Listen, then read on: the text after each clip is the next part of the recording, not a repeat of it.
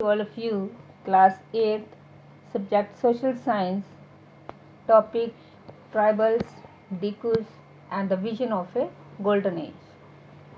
Dear students, इसमें first point आज हम पढ़ेंगे what happen to tribal chiefs, आदिवासी मुखियाओं का क्या हुआ.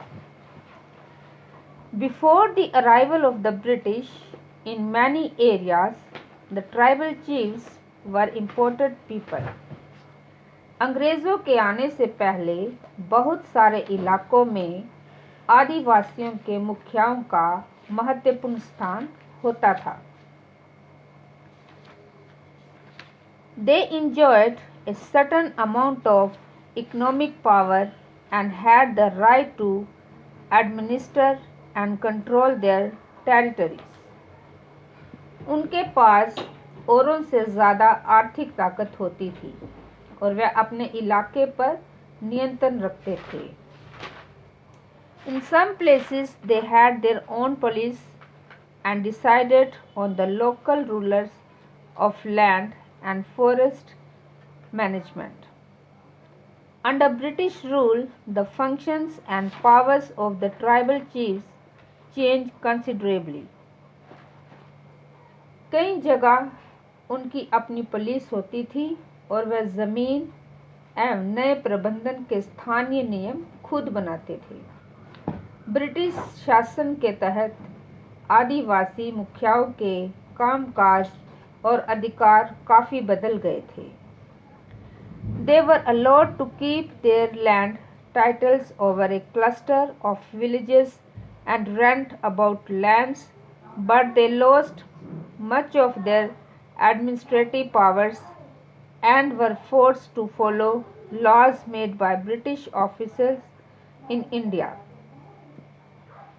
उन्हें कई गांव पर ज़मीन का मालिकाना तो मिला रहा, लेकिन उनकी शासकीय शक्तियां छिन गई और उन्हें ब्रिटिश अधिकार द्वारा बनाए गए नियमों को मानने के लिए बाध्य कर दिया.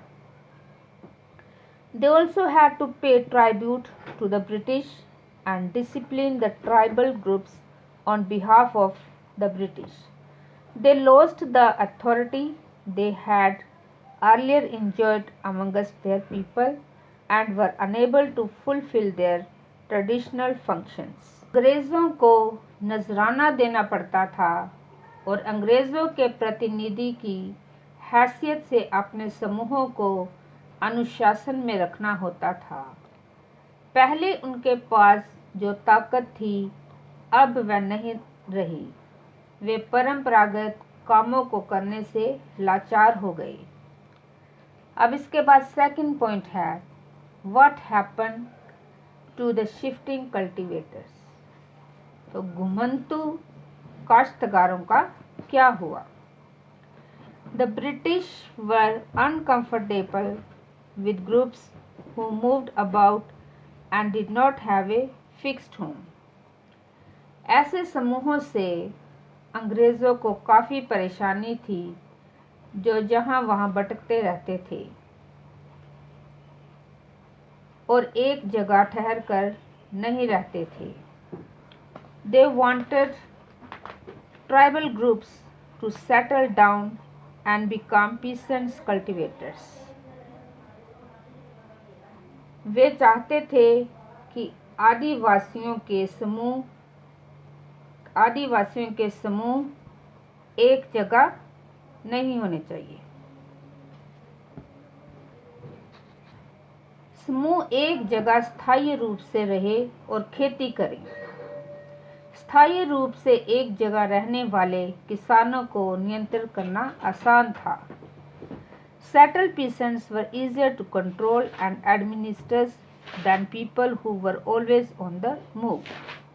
The British also wanted a regular revenue source for the state, so they introduced land settlements, that is, they measured the land, defined the rights of each individual to that land, and fixed the revenue demand for the state.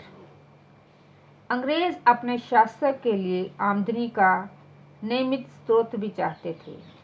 फलस्वरूप उन्होंने ज़मीन के बारे में कुछ नियम लागू कर दिए। उन्होंने ज़मीन को मापकर प्रत्येक व्यक्ति का हिस्सा तय कर दिया। उन्होंने ये भी तय कर दिया कि किसे कितनी लगान देना होगा। Some peasants were declared landlords, others tenants.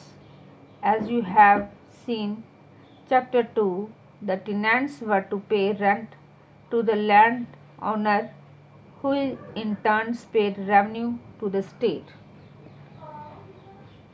कुछ किसानों को भूस्वामी और दूसरों को पट्टेदार घोषित किया गया। जैसा कि आप देख चुके हैं अध्याय 2, पट्टेदार अपने भूस्वामियों का भाड़ा चुकाते थे और भूस्वामी सरकार को लगान देते थे। The British efforts to settle zoom cultivators was not very successful. Zoom काश्तकारों को स्थायी रूप से बसाने की अंग्रेज़ों की कोशिश बहुत कामयाब नहीं रही। Settle plough cultivation is not easy in areas where water is scarce and the soil is dry.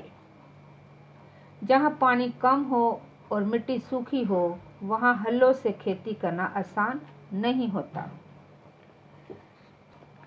In fact, Zoom cultivators who took to plough cultivation often suffered. तो जहाँ पानी कम हो और मिट्टी सूखी हो, वहाँ हलों से खेती करना आसान नहीं होता, बल्कि हलों की मदद से खेती करने वाले जूम काश्तकारों को अक्सर नुकसान ही हुआ, क्योंकि उनके खेत अच्छी उपज नहीं दे पाते थे। Since their fields did not produce good yields, so the jhum cultivators in northeast India insisted on continuing with their traditional practice. बल्कि हलों की मदद से खेती करने वाले जूम काश्तकारों को अक्सर नुकसान ही हुआ, क्योंकि उनके खेत अच्छी उपज नहीं दे पाते थे। इसलिए पूर्वोत्तर राज्यों के जूम काश्तकार इस जगह खेती करने लगे। Facing widespread protest, the British had to ultimately allow them the right to carry on shifting cultivation in some part of the forest.